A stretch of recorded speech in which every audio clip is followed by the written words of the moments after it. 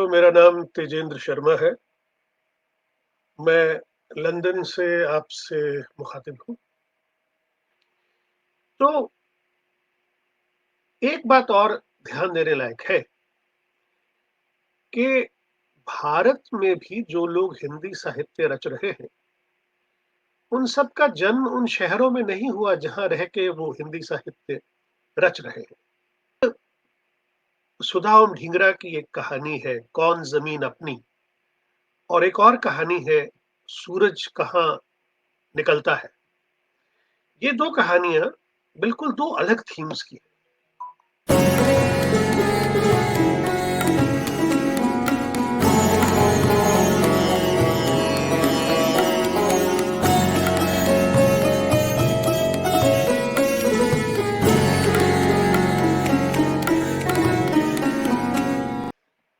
नमस्कार मित्रों, मेरा नाम तेजेंद्र शर्मा है। मैं लंदन से आपसे मुखातिब हूँ। मुझे उम्मीद है कि आप मुझे देख भी पा रहे हैं और सुन भी पा रहे हैं। दरअसल सच तो ये है कि कुछ अरसा पहले मैंने फ़ेसबुक पर ये घोषणा कर दी थी कि मैं फ़ेसबुक लाइव करना बंद कर रहा हूँ। मगर फ़िरोज़ हमारे छोटे भाई जैसे हैं, तो अपने हक का इस्तेमाल किया उन्होंने और उन्होंने कहा कि नहीं भाई साहब, आपको आना है और वाङ्मय पत्रिका के पाठकों से और अपने प्यार करने वाले, चाहने वाले पाठकों से बातचीत करनी है। तो लीजिए, मैं हाज़िर हूँ आपके सामने और आज बातचीत शुरू करेंगे। आज का विषय मुझे फ़िरोज़ ने दिया है, प्रवासी साहित्य दशा और दिशा। बात ये है कि हिंदी साहित्य में एक बड़ा फ़ॉल्स नोशन रहा कि प्रवासी साहित्य क्या है?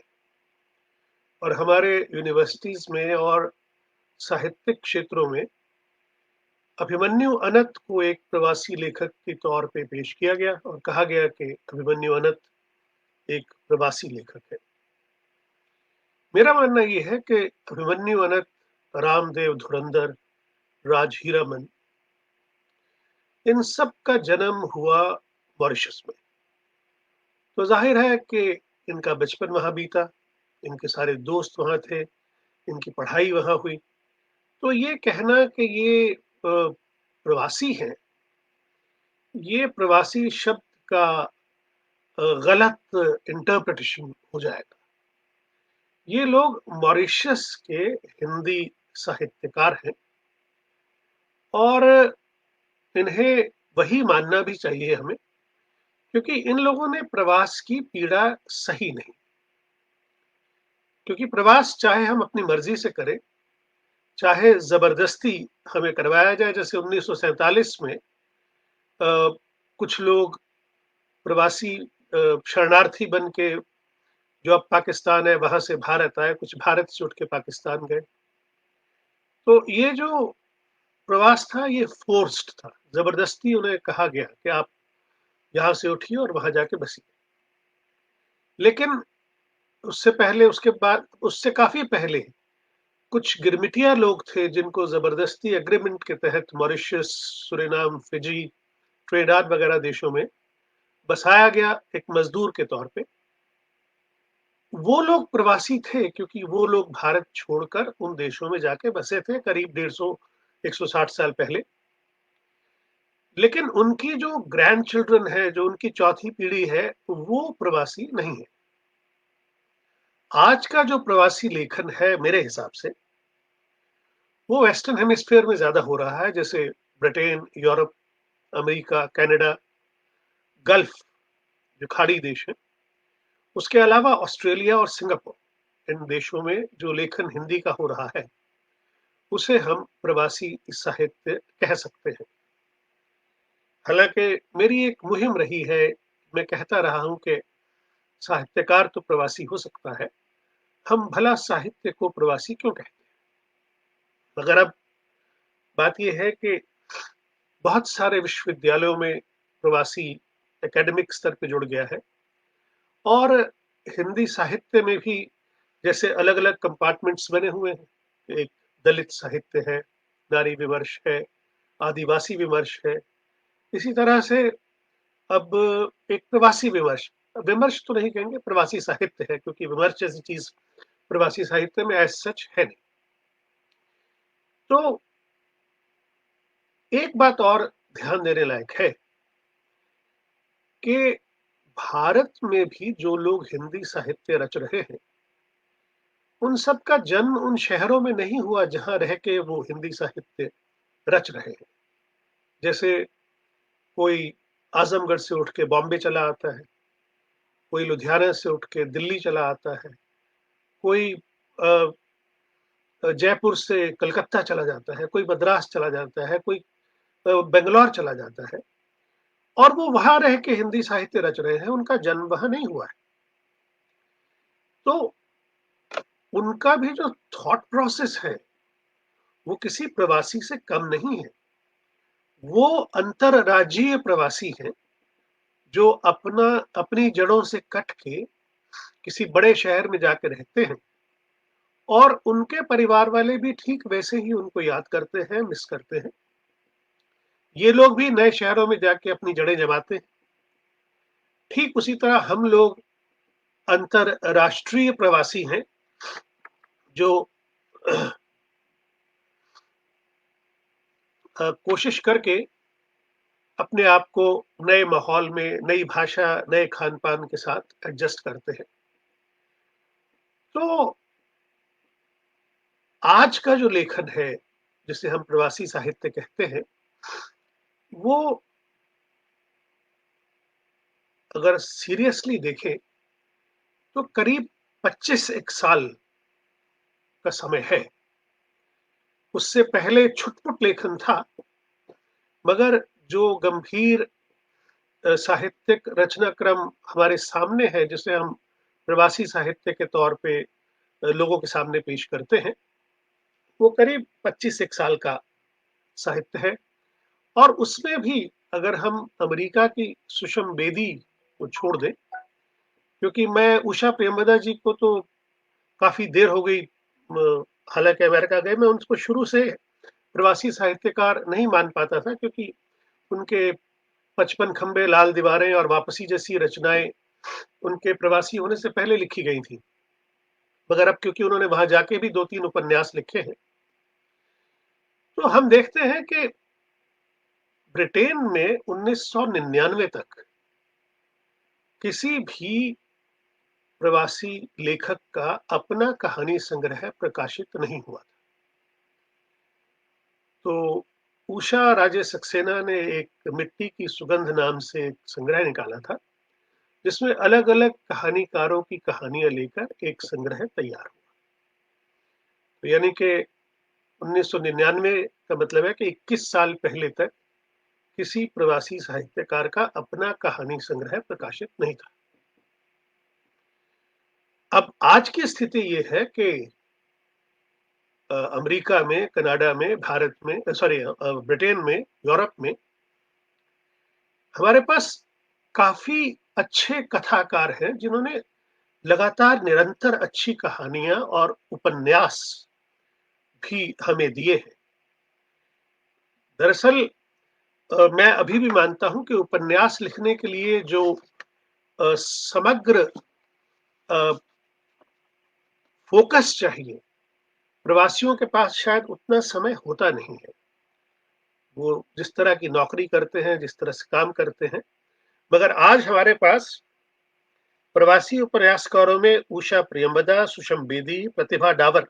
प्रतिभा डावर ने 2 बहुत पॉपुलर उपन्यास लिखे थे, जो राजकमल से प्रकाशित हुए थे, ब्रिटेन में रहती थीं।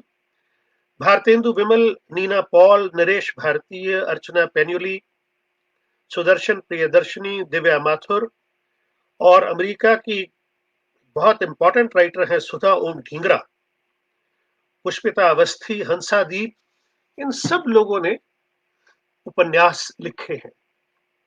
अब देखिए कि कथा साहित्य में उपन्यास विधा अमेरिका, ब्रिटेन, यूरोप हर जगह अपनी जगह बना रही है। तो हमें ये देखना है कि इन लोगों के जो थीम है, इन लोगों का जो लेखन है, वो भारत के लेखन से कैसे अलग है। अब भारत में क्योंकि जो साहित्य है पिछले 30-35 सालों से, वो एक विशेष विचारधारा के दबाव में लिखा जा रहा था। एक राजनीतिक दबाव, एक राजनीतिक विचारधारा का दबाव, जिसमें मजदूर, किसान, भ्रष्टाचार, आक्रोश, ये सब कविताओं में भी था और ये सब अ, कहानियों में भी था, उपन्यासों में भी था। और ये मान लिया जाता था कि जो व्यक्ति इस विचारधारा से अलग हट के कुछ लिखेगा, वो साहित्यकार नहीं माना जाएगा। अब प्रवासी लेखकों के पास ऐसा कोई दबाव नहीं है। प्रवासी लेखकों के अपने अलग अनुभव हैं। वो जब भारत से यहाँ आके सेटल हुए 60s में ब्रिटेन वगैरह में, तो वो एक अलग किस्म का रेशियल डिस्क्रिमिनेशन देखा उन्होंने। उन्होंने देखा कि अगर वो बस में एक सीट पर बैठे हैं और एक गोरा अगर खड़ा है, तो वो बस में उनके साथ आके नहीं बैठता। ब्रिटेन के लेखकों का जो अनुभव है, वो अमेरिका, कनाडा और अन्य देशों से थोड़ा अलग इसलिए है कि ब्रिटेन ने बहुत लंबे अरसे तक भारत पर राज किया और वहाँ के रेस्टोरेंट्स में भी और यहाँ के रेस्टोरेंट्स में भी ये लिखा रहता था कि भारतीय और कुत्ते इस रेस्टोरेंट में नहीं आ सकते। अब हम लोग ऐसे देश में आके बसे थे जहां भारतीयों के लिए एक ऐसी कठोर सोच थी जो अन्य देशों में नहीं थी, क्योंकि अमेरिका में वहां का कोई ओरिजिनल नहीं है। जो रेड इंडियंस थे उनको भगा के निकाल के यूरोप के लोगों ने ही अमेरिका को बसाया। तो अमेरिका में जितने लोग हैं सब प्रवासी हैं। वहां का जो ब्लैक के साथ डिस्क्रिमिनेशन है, जो गुलामी की परंपरा थी, वो समस्याएं थी। मगर जो रेशियल डिस्क्रिमिनेशन इंडियंस को यहाँ ब्रिटेन में मिलता था, वो ना तो यूरोप में मिलता था और ना ही अमेरिका और कनाडा में। इसलिए इन देशों के जो साहित्य हैं, इनमें थोड़ा बहुत अंतर आपको दिखाई देगा एटीट्यूड का, थोड़ा बहुत अंतर दिखाई देगा अनुभवों का। अब सुधा ओम ढींगरा की एक कहानी है, कौन जमीन अपनी, और एक और कहानी है, सूरज कहाँ निकलता है। ये दो कहानियां बिल्कुल दो अलग थीम्स की है। वो आपको बताती हैं कि कैसे जो गरीब काले लोग हैं अमेरिका में, वो किस तरह का जीवन जीने को अभिशप्त है। वो लगभग घीसू और माधव की तरह का जीवन उन सड़कों पे जी रहे हैं। और दूसरी तरफ जो अमेरिका में लोग सेटल्ड हैं, वो जब अपने घर वापस जाते हैं पंजाब में, तो किस तरह उनके आने से एक अजीब किस्म की दुश्मनी उनके रिश्तेदारों में के दिलों में आती है और कैसे वो प्रवासी लोग जान बचा के भागते हैं। तो अब देखिए, एक प्रवासी लेखक है जिसने ये डेवलप किया है अपने आप को। एक तरफ प्रवासी का भारतीयों के साथ क्या संघर्ष है, क्या रिश्ता है। दूसरी तरफ ये समझ कि जो मेरे अपने अपनाए हुए देश अमेरिका के लोग हैं, उनके क्या संघर्ष है। तो प्रवासी जो लेखन है, मैं हमेशा अपने हर लेक्चर में, अपने हर लेख में इस बात को बार-बार अंडरलाइन करता हूँ कि क्योंकि हम प्रवासी लेखक केवल पहली पीढ़ी के प्रवासी को ही मानते हैं, जिसने प्रवास की पीड़ा झेली है। तो वो जब पहले पहल आता है अपने नए देश में, अपनाए हुए देश में, तो वो उस देश के लिए अभी अजनबी है। उसके अनुभव सारे अपनी जड़ों से हैं। उस शहर से, उस गाँव से, उन गलियों से जिन्हें वो छोड़ के आया है। तो वो उन्हें बाकायदा याद करता है, मिस करता है। तो बहुत ज़ाहिर-सी बात है कि अगर एक आदमी आज़मगढ़ से बॉम्बे आके अपने गाँव को याद करता है, अपनी गलियों को याद करता है, तो जो आदमी दिल्ली से या लखनऊ से या अमृतसर से लंदन या अमेरिका या कनाडा आएगा, वो अपनी उन गलियों को कैसे भूल सकता है? तो जो उसका शुरुआती लेखन है, वो उसी चीज़ को लेके होगा जो अनुभव उसके उस समय तक है जब उसने वो पुराना देश छोड़ा, जो अपनी जन्मभूमि छोड़ी। उस तरह के लेखन में नॉस्टैल्जिया एक बड़ी खूबसूरत सी फीलिंग है कि मैं उसे याद कर रहा हूँ, मैं उन पलों को जी रहा हूँ, मैं उन पलों से बता रहा हूँ कि वो कैसा मेरा जीवन था, कैसे लोग थे, कैसे रिश्ते थे। वो सब हमारी कहानियों में आएगा।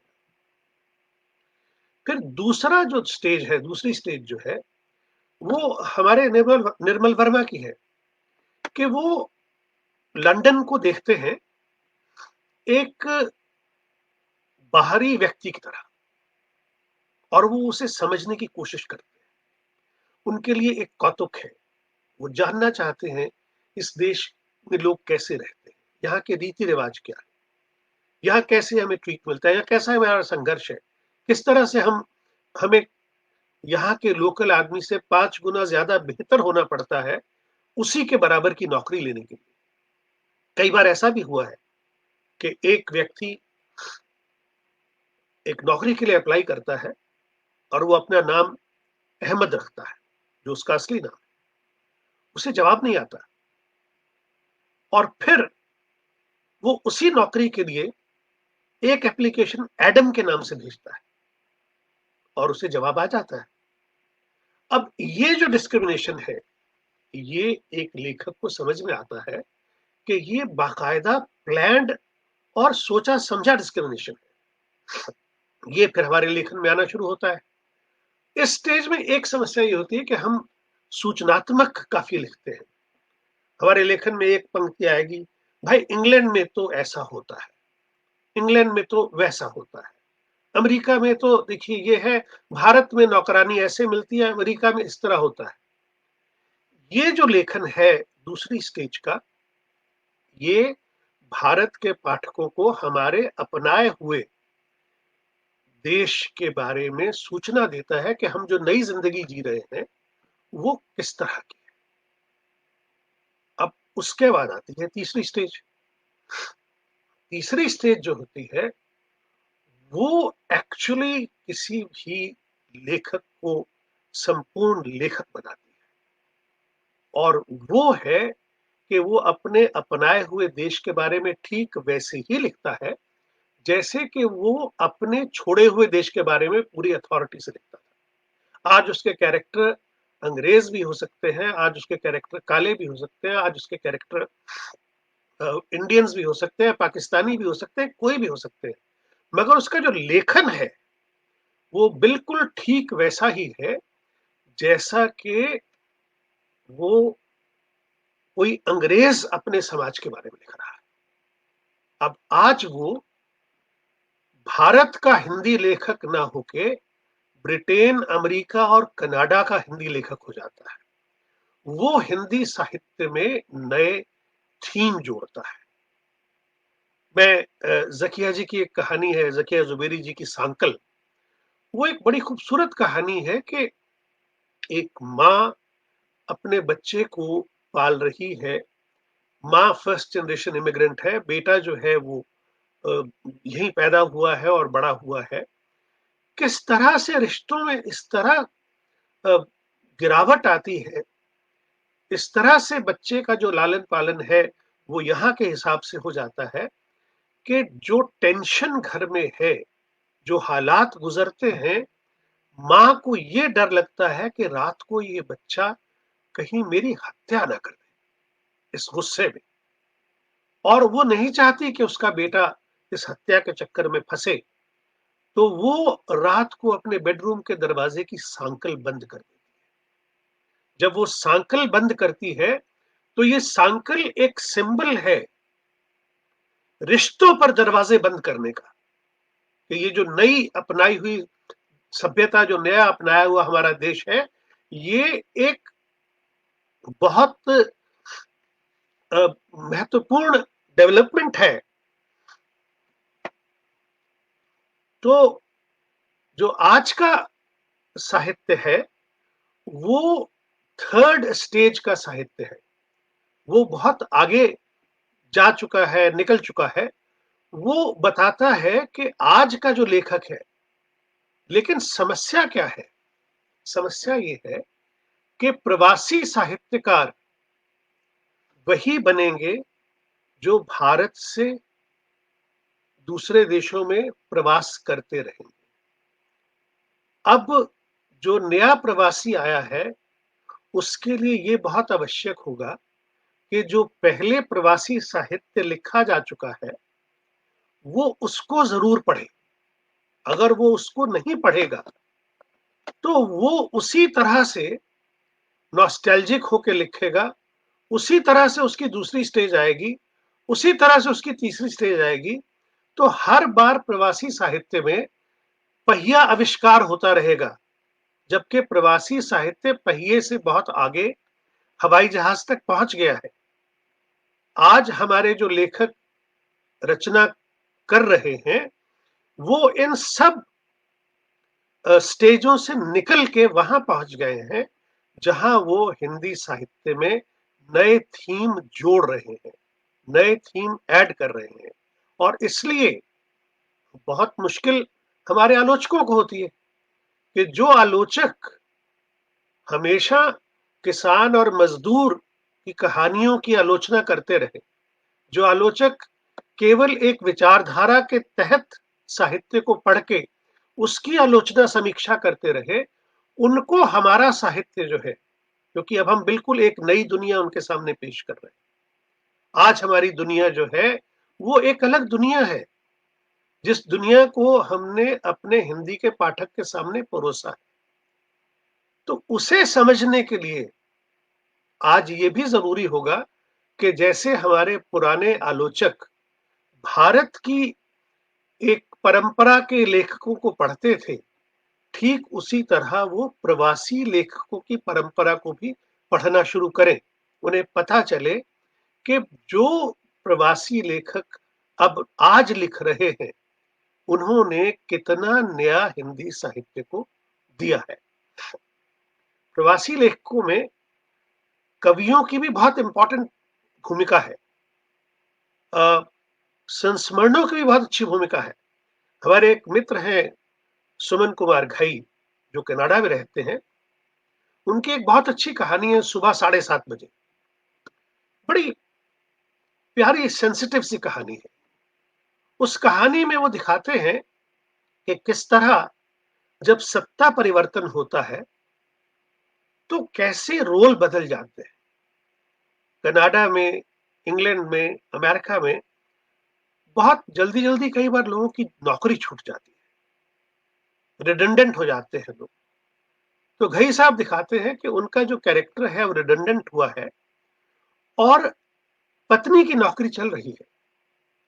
कैसे किरदार बदल गया है कि अब घई साहब की कहानी का जो पुरुष है, वो सवेरे उठ के 7:30 बजे से पहले अपनी पत्नी के लिए नाश्ता बनाता है, बेड टी बनाता है, उसको खिला पिला के तैयार करके भेजता है और पूछता है कि रात को खाने में क्या खाओगी।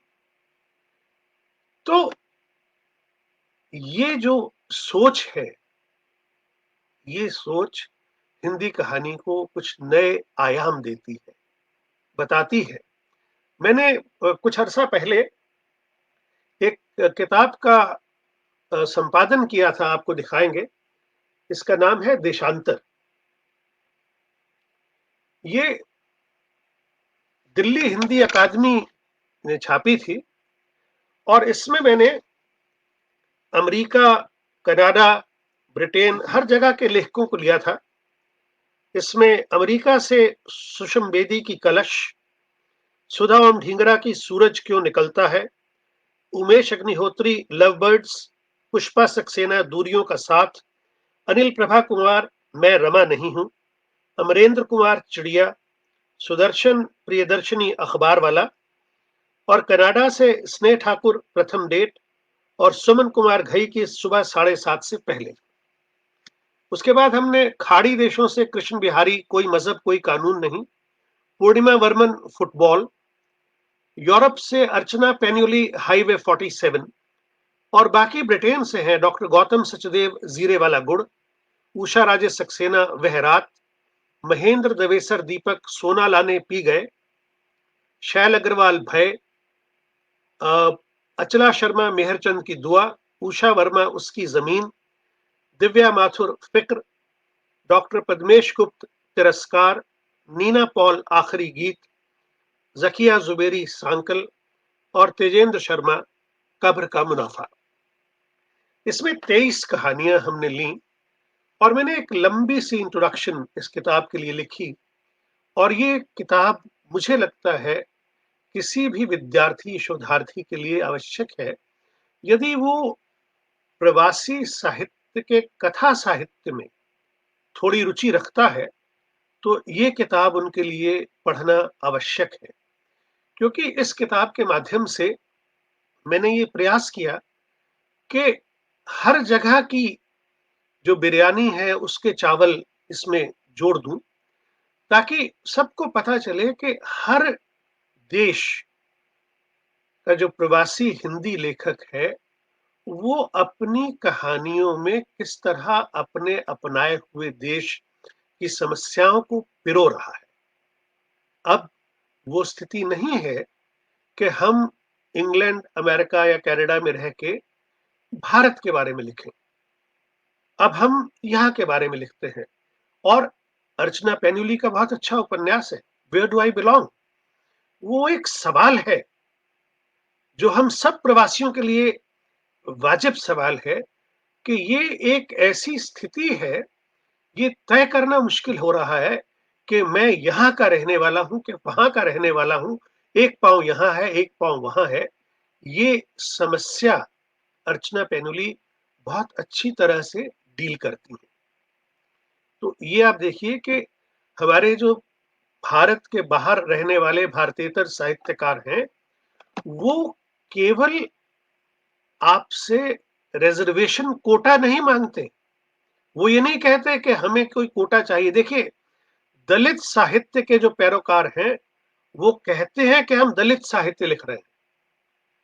जो नारी विमर्श कर रहे हैं, वो कहते हैं कि हम नारी विमर्श कर रहे हैं।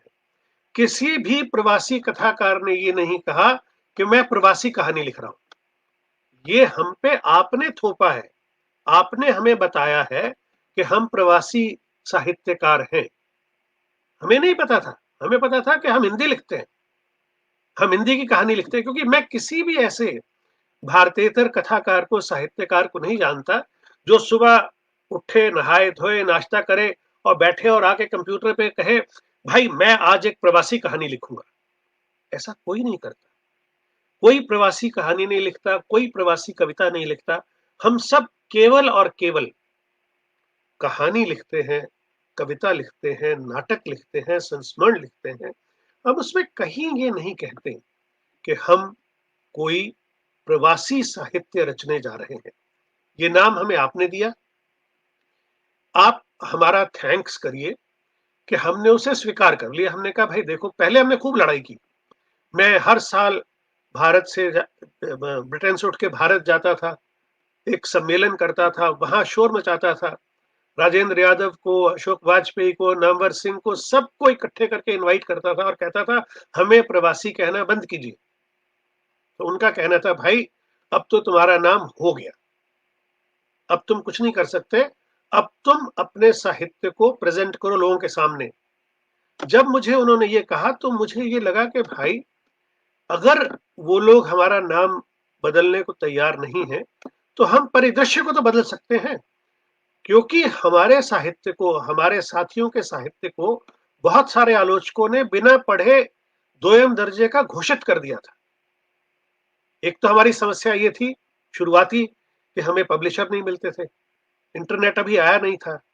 तो क्या होता था कि हम लोग हाथ से लिख के और पोस्ट करते थे कहानी अपनी, और सामने वाला जो पब्लिशर है, जो जो संपादक है किसी मैगज़ीन का, वो हमें कभी नहीं बताते थे कि कितना हमारी कहानी पहुँची या नहीं पहुँची। आप यकीन मानिए, लंदन से दिल्ली के टेलीफ़ोन का 1 मिनट का 1 सवा पाउंड लगता था। सवा पाउंड में हम 1 मिनट बात कर सकते थे।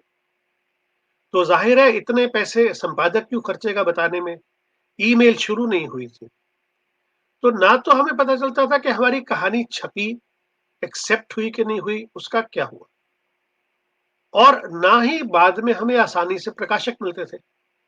मगर यूनिकोड आने के बाद से और जब ईमेल से हेवी अटैचमेंट्स जानी शुरू हुई, तो हम लोगों के लिए एक नई राह खुली कि हम अपनी रचनाएं आसानी से भेज पा रहे थे। उन्हें संपादक पढ़ता था, फिर जवाब दे देता था और कम से कम पत्रिकाओं में छपना शुरू हुआ।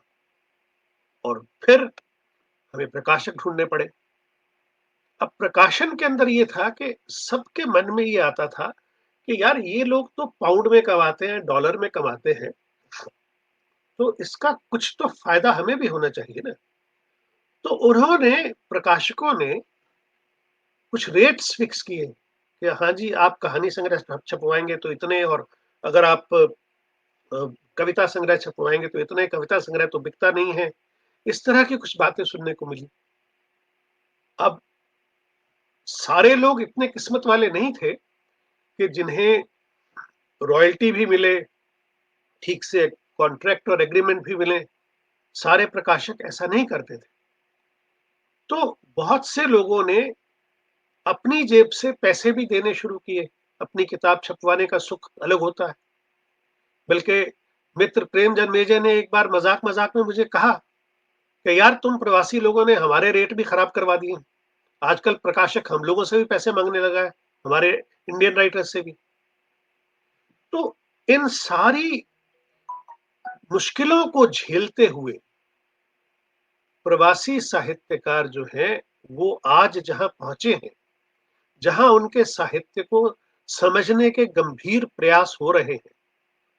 भारत में अजय नवरिया, विजय शर्मा, साधना अग्रवाल और बहुत से मित्र हैं जो बाकायदा, और इधर फिरोज तो बाकायदा लगे हुए हैं, तो प्रवासी साहित्य को बहुत अच्छी तरह प्रमोट कर रहे हैं वांग में पत्रिका के माध्यम से। इन्होंने जो हमारी महिला कथाकार हैं, महिला साहित्यकार हैं, इन पर तो कई विशेषांक निकाले हैं। तो बहुत अच्छा लग रहा है देख के कि हमारी जो प्रवासी साहित्यकार हैं, उन्हें बाकायदा अब भारत के विश्वविद्यालयों में, ये शुरुआत हुई थी मेरठ से, जब नवीन लोहानी ने पहला पेपर बनाया था प्रवासी साहित्य का। उसके बाद अब तो बॉम्बे यूनिवर्सिटी में, कलकत्ता यूनिवर्सिटी में, वहाँ साउथ में, चेन्नई में और जोधपुर में, हर जगह पे हमारे साहित्यकारों की रचनाएं पढ़ाई जा रही हैं। हमारे साहित्यकारों पे अब पीएचडीज हो रही हैं, एमफिल्स हो रही हैं।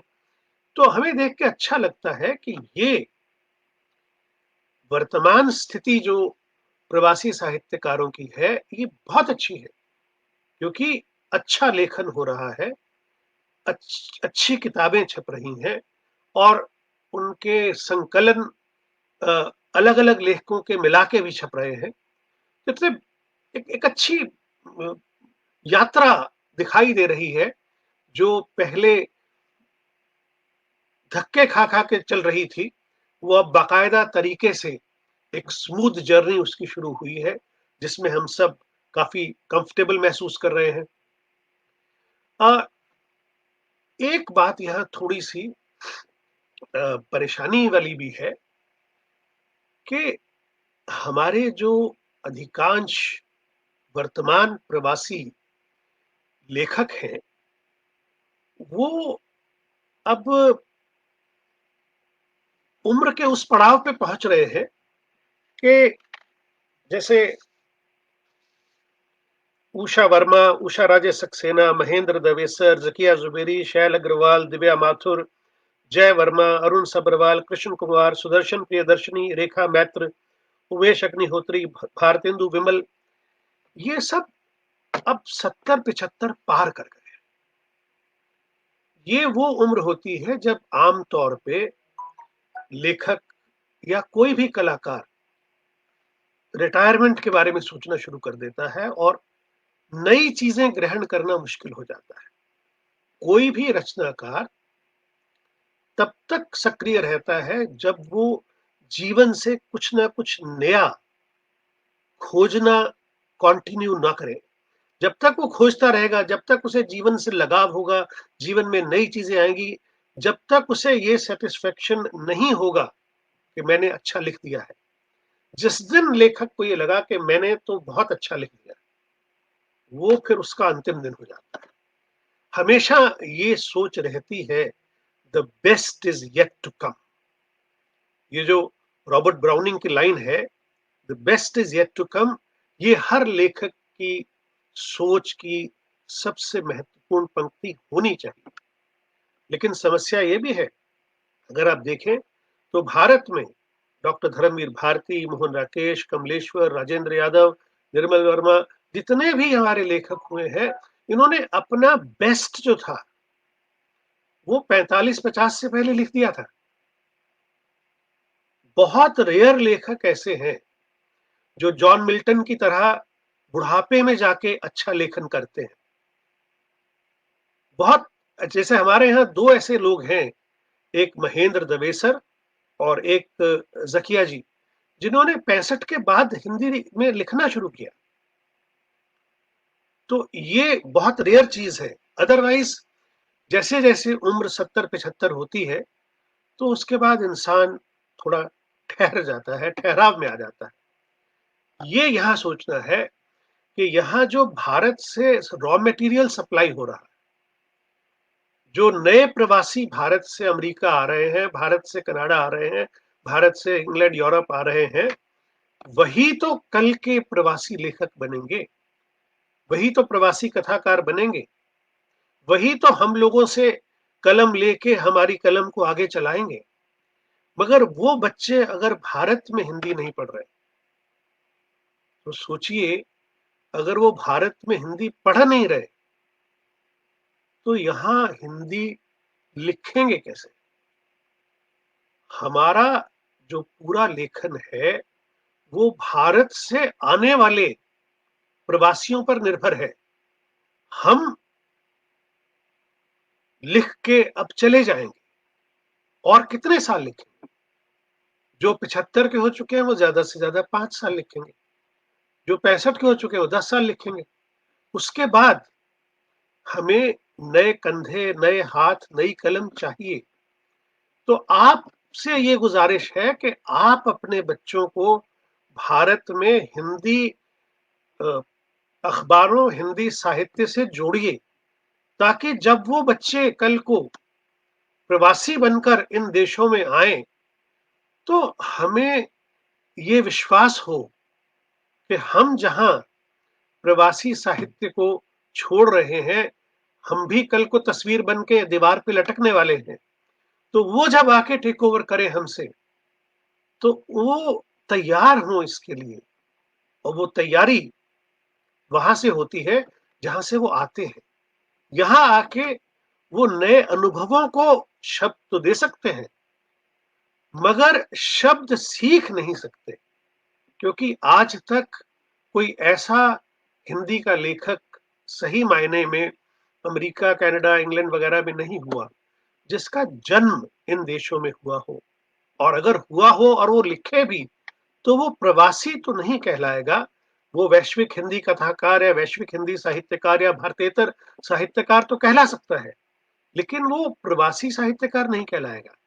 प्रवासी साहित्यकार वही होंगे जो लगातार निरंतर प्रवासन की प्रक्रिया में एक देश से दूसरे देश में आते जाएंगे और यहाँ आके वो अपना लेखन जारी रखेंगे या शुरू करेंगे या जो भी करेंगे।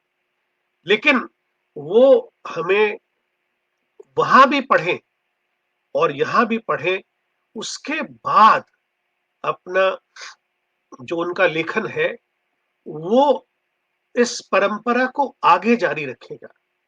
हम लोगों के साथ देखिए, हम प्रेमचंद से एक मामले में बहुत ज्यादा बेहतर हैं। प्रेमचंद के पास प्रेमचंद की परंपरा नहीं थी। हमारे पास प्रेमचंद की परंपरा है। प्रेमचंद अपनी मॉरलिस्टिक कहानियों से शुरू करके, जिसमें वो हमेशा एक मॉरल दिखाते थे, चाहे वो पंच परमेश्वर हो, ईदगाह हो या कोई भी कहानी हो, उसमें उनके यहाँ मॉरल्स रहते थे। लेकिन जब उन्होंने अपनी अंतिम कहानी कफन लिखी, तो उन्होंने कहानी की एक पूरी जर्नी पूरी कर दी।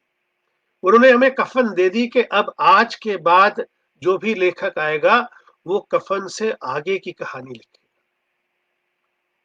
तो अब जब वहां से प्रवासी आए और यहाँ लेखक बने, तो उनके पास भी एक परंपरा है। भारत में मोहन राणा, सत्येंद्र श्रीवास्तव, पद्मेश गुप्त, प्राण शर्मा, इन सब लोगों ने लिखा है। उस कविता को आगे बढ़ाना है। कथाकारों ने कहानियां लिखी हैं, उसको आगे बढ़ाना है। उपन्यासकारों ने उपन्यास लिखे हैं। नीना पॉल, जिनका स्वर्गवास हो गया, उन्होंने 3 उपन्यास लिखे। इसी तरह से बहुत सारे हमारे कथाकार हैं जो लगातार निरंतर अच्छा लेखन कर रहे हैं। जो नई पीढ़ी आएगी, उनके लिए जरूरी होगा कि इनके साहित्य को पढ़ के यहाँ का कफन कहानी कौन सी है, जिससे आगे उनको लिखना है।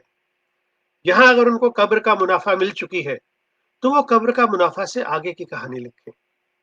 उनको ये देख लेना है कि ये हमारे पहले वाले लेखक आके लिख गए। साहिर कहता है कि तुमसे पहले और आए थे, वो चले गए, आज तुम हो, कल कोई और आएगा। लेकिन मेरी चिंता यही है कि जो कल आएगा, आपसे गुजारिश है, आप सबसे, कि आप उन्हें तैयार करके भेजिएगा। कहीं ऐसा ना हो कि ये कहा जाए कि जो तथाकथित प्रवासी लेखन है, मैं प्रवासी लेखन के साथ इस तथाकथित शब्द को ना तो जीते जी सुनना चाहूंगा, ना मेरी आत्मा मेरे मरने के बाद कभी सुनना चाहेगी कि हमारे साहित्य को तथाकथित कहा जाए। और ये तथाकथित तभी नहीं कहा जाएगा जब ये लेखन जारी रहेगा। हमारी अगली पीढ़ियां हमारे साहित्य को पकड़कर आगे चलेंगी, और ठीक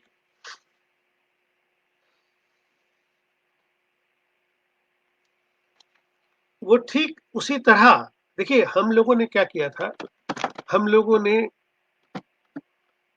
कथा यूके के माध्यम से ब्रिटेन में कथा गोष्ठियां की।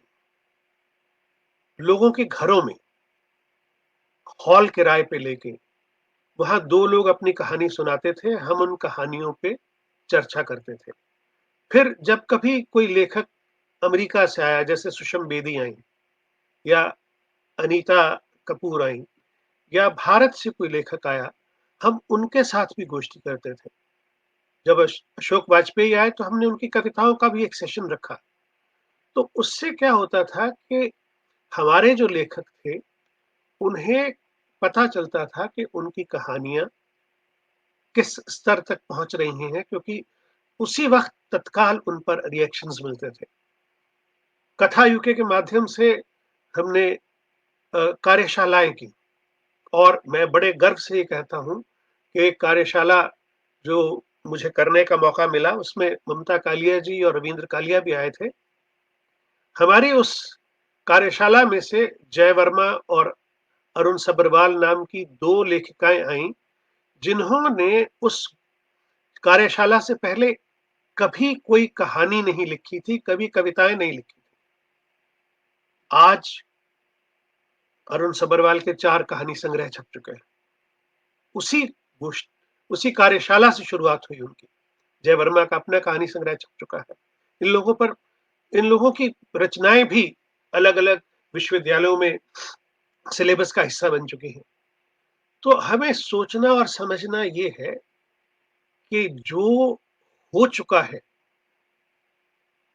उस पर खुश होना, गर्व करना तो ठीक है, मगर हमें इसे आगे लेकर जाना है। और उसके लिए हमें ऐसे कुछ काम करने होंगे लगातार निरंतर कि जिससे लोग आपस में मिलते रहें। जो युवा आए हैं, जैसे आज ब्रिटेन में एक जो हमारी नई पीढ़ी है, उनमें कवि ज़्यादा है, अभी कहानीकार कम है। जैसे अ अ, आशीष मिश्रा है, आशुतोष कुमार है, तिथि दानी है, शिखा वार्ष्णेय हैं, इंदु बैरट हैं और और कई कवि आ रहे हैं, कुछ 1-2 बर्मिंघम में हैं। तो उनको देख के अच्छा लग रहा है और तिथि दानी राजेंद्र दानी की बेटी हैं, तो उसको तो अपनी विरासत में साहित्य मिला ही है। अ, ये पीढ़ी आज हमारे साथ उठती-बैठती है। ये पीढ़ी हमसे बाकायदा सीखने की कोशिश करती है और हमारा ये प्रयास रहता है कि इस पीढ़ी को हम ये बता सकें कि हम ये काम कर गए हैं, सुनो, बैठो, बातें करो और अपनी कविताएँ वो हमसे डिस्कस करते हैं। हम ऐसे सेशन रखते हैं। इसमें भारतीय उच्चायोग एक बहुत इम्पोर्टेंट रोल प्ले करता है क्योंकि यहाँ पे भारतीय उच्चायोग यहाँ के साहित्यकारों को और जो हिंदी के सिपाही हैं, जो हिंदी के लिए काम कर रहे हैं, तो एक लेखक को, एक अध्यापक को, एक संस्था को और एक पत्रकार को, 4 लोगों को भारतीय उच्चायोग 4 सम्मान देता है। ये सम्मान शुरू किए थे अनिल जोशी ने, जब वो यहाँ पे हिंदी अधिकारी थे। फिर राकेश दुबे ने उसको आगे बढ़ाया, आनंद कुमार आए, विनोद कुमार आए और अब आजकल तरुण कुमार हैं जो बाकायदा इस परंपरा को आगे बढ़ा रहे हैं। तो ये हम युवा पीढ़ी को प्रोत्साहित करने के लिए हम बल्कि लक्ष्मण सिंह भी जो हमारे उच्चायुक्त थे उनके नाम से कोशिश कर रहे हैं कि किसी लेखक को अपनी पहली पांडुलिपि प्रकाशित कराने में मदद करें कि उसकी किताब छपे। तो ये सारे काम प्रवासी साहित्य को ब्रिटेन में एस्टैब्लिश करने के लिए हम कोशिश कर रहे हैं और कनाडा में हिंदी राइटर्स गिल्ड है और अमेरिका में ढींगरा फाउंडेशन है। ये बड़े काम कर रहे हैं इसलिए कि इन देशों में अमेरिका बहुत बड़ा देश है, कनाडा बहुत बड़ा देश है, इंग्लैंड उसके मुकाबले बहुत छोटा देश है। तो यहाँ हमारे लिए उनके मुकाबले काम करना थोड़ा आसान है। मगर वहाँ उनको इतना ज़्यादा, अब जैसे टोरंटो में काम हो रहा है तो मॉन्ट्रियल वालों को कुछ नहीं पता। न्यूयॉर्क में काम हो रहा है तो वाशिंगटन वाले उससे अनभिज्ञ हैं। तो ये बहुत कठिन काम है कि कैसे सबको जोड़ा जाए, कैसे मिल के काम किया जाए। इसमें मीडिया का भी बड़ा अच्छा रोल है। हमारे यहाँ तो एक एमए टीवी है, जिसमें हम बाकायदा एक प्रोग्राम किया करते थे, साथी के संग, जिसमें बुलाया करते थे हम साहित्यकारों को, उनसे बातचीत करते थे। ये हम यहाँ भी करेंगे और हमारा प्रयास ये रहेगा कि हम अ, आने वाली पीढ़ियों को, आने वाले प्रवासी लेखकों को इन सारी चीज़ों से जोड़ते चलें, उनके साहित्य को आगे बढ़ाएँ, ताकि हमारी विरासत आगे बढ़े। मैंने कहा, जो मैं ही मैं हूँ, तो क्या मैं हूँ? जब आप सब जितने मेरे प्रवासी साहित्यकार हैं, जब वो सब मेरे साथ खड़े होते हैं, तब मुझे लगता है कि हाँ, हम एक बिरादरी हैं और जब हम एक बिरादरी हैं, तो हमारी सुनवाई है और जब हमारी सुनवाई है, तो हमारी आगे की पीढ़ी को परंपरा मिलने का पूरा-पूरा स्कोप है। हमें कोशिश ये करनी है कि ना तो थकें, क्योंकि एक बहुत अजीब-सी बात क्या है, भारत के लेखकों से कोई नहीं पूछता, आप हिंदी के लिए क्या कर रहे हैं? वो केवल लिखते हैं। मगर जब हम भारत जाते हैं, तो हमसे पूछा जाता है कि आप अमेरिका में रहते हैं, आप ब्रिटेन में रहते हैं, आप कनाडा में रहते हैं, आप हिंदी के लिए क्या कर रहे हैं? तो हमारी दोहरी ज़िम्मेदारी हो जाती है। एक तरफ हम हिंदी का लेखन करें, दूसरी तरफ हम अपने सारे साथियों को भारत में प्रोजेक्ट करें, तीसरी तरफ हिंदी के कुछ ऐसे काम करें जिनसे कि भारत वालों को भी पता चले कि हम हिंदी को विदेश में एस्टेब्लिश करने के लिए क्या कर रहे हैं। आज प्रवासी साहित्य इतना महत्वपूर्ण हो गया है कि ब्रिटेन की महारानी ने प्रवासी साहित्य को सम्मानित करके अपने बकिंगम पैलेस में ये साबित कर दिया है कि जो साहित्य भारत के बाहर लिखा जा रहा है वो उच्च कोटि का साहित्य है। उसे ब्रिटेन की महारानी देख रही है, उसकी नजर है उस पे।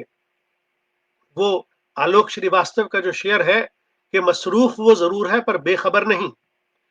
तो जो कुछ लिखा जा रहा है, जो कुछ पहुंच रहा है लोगों तक, उसका ट्रांसलेशन भी हो रहा है, अनुवाद भी हो रहा है। तो ये बहुत जरूरी चीज है कि हम अपने आप में एक विश्वास पैदा करें कि हम जो लिख रहे हैं वो किसी आलोचना का मोहताज नहीं। हमारे साहित्य को अंडरलाइन करना, रेखांकित करना जरूरी है, मगर अगर किसी आलोचक को हमारा लेखन समझ ना आए क्योंकि उसने प्रवासी जीवन देखा नहीं है। देखिए, अपनी एक कहानी से एक छोटा सा एग्जाम्पल दूंगा कि मेरी एक कहानी में एक आम इंडियन सिख जाके पुलिस थाने में इंस्पेक्टर को डांट देता है। जब वो कहानी एक मित्र ने पढ़ी जाके भारत में, तो उसने कहा, यार ये तुम क्या दिखा रहे हो, यहाँ हरियाणा में किसी को डांट के देखो, खाट खड़ी कर देगा। तो मैंने कहा, भाई यही तो हम आपको दिखा रहे हैं कि हम जिस दुनिया में रहते हैं, इस दुनिया में ये संभव है कि एक आम आदमी पुलिस स्टेशन में जाके इंस्पेक्टर से ऐसे बात कर सके, क्योंकि आपके यहाँ ये नहीं होता। तो इसका मतलब ये नहीं कि दुनिया में कहीं नहीं होता। और मित्रों, यही बात मैं आज के कोरोना वायरस के समय के बारे में कहना चाहूंगा कि देखिए, कोरोना एक वैश्विक समस्या है। अगर आप केवल जलंधर के बारे में कोरोना पर एक कहानी लिखते हैं जल्दबाजी में या कविता लिखते हैं, तो आपको पता होना चाहिए कि जलंधर के बाहर दिल्ली में स्थितियां कुछ और हैं, बॉम्बे में स्थितियां कुछ और हैं, लंदन में कुछ और है और अमेरिका में कुछ और है। तो ये हमें याद रखना होगा कि जो स्थितियां हैं वो कोरोना संबंधित है। आज दुनिया बहुत छोटी है, कोरोना से जुड़ी सारी इंफॉर्मेशन गूगल हमें देता है। सिर्फ एक गुजारिश है प्रवासी साहित्यकारों से भी और भारत के साहित्यकारों से भी, कोरोना पर जल्दबाजी में सतही साहित्य न रचे। पहले कोरोना को समझें, उससे पैदा हुए हालात को समझें, अपने देश में हो रही समस्याओं को देखें, समझें। उसके बाद जब आप पूरी तरह से उसे आत्मसात कर लें, फिर कोई ऐसी कहानी लिखिए जो इस काल का इतिहास बन जाए। जब कभी हम कोरोना काल की बात करें तो हम ये कह सकें कि सो एंड सो की जो कहानी है, सो एंड सो की जो कविता है, वो इस काल का बेस्ट रिप्रेजेंटेशन है। और इसके लिए एक चीज से बचना है और वो है जल्दबाजी। सारी स्थितियों को समझ के, उन्हें पकड़ के, उन पर जुगाली करके, सोच के फिर आप साहित्य रचिएगा और आप देखेंगे कि फिर जो रचना आएगी। काला सागर कहानी जब मैंने लिखी थी तो वो एयर क्रैश के 2 साल बाद, जब मैंने सारी स्थितियों को समझ लिया, उसके बाद एयर क्रैश को कैसे लोग एनकैश कर सकते हैं, how everybody is trying to cash on the crash, ये तब मैंने सोचा जब 2 साल बीत गए और मैंने सारी चीज़ों को समझा। आप भी यही करिएगा कि इन स्थितियों को अपने भीतर ले जाते जाइए। जब ये सारी स्थितियाँ वाइन बन के मैच्योर हो जाएँ आपके भीतर, तब एक ऐसी रचना लेके बाहर आइएगा कि लोग देखें और कहें कि हाँ, सच में कोई ऐसी चीज़ मिली जिसे पढ़ के लगा कि हाँ, देखिए रचनाएँ खराब कोई नहीं लिखता। रचनाएँ अच्छी होती हैं क्योंकि मैंने लिखा है, मेहनत की है, अच्छी है। अच्छी के बाद कुछ रचनाएँ उल्लेखनीय हो जाती हैं, कुछ महत्वपूर्ण हो जाती हैं और कुछ कालजयी हो जाती हैं। तो अगर हमारा एम कालजयी रचना लिखने का होगा, तो कम से कम महत्वपूर्ण रचना ज़रूर लिख लेंगे। मित्रों, 55 मिनट हो गए मुझे आपसे बात करते हुए। मैंने 45 मिनट सोचा था, तो मैं एक बार फिर से आप फ़िरोज़ का बहुत-बहुत धन्यवाद करता हूँ कि मुझे अपने प्रिय पाठकों, दोस्तों से मिलने का मौका मिला।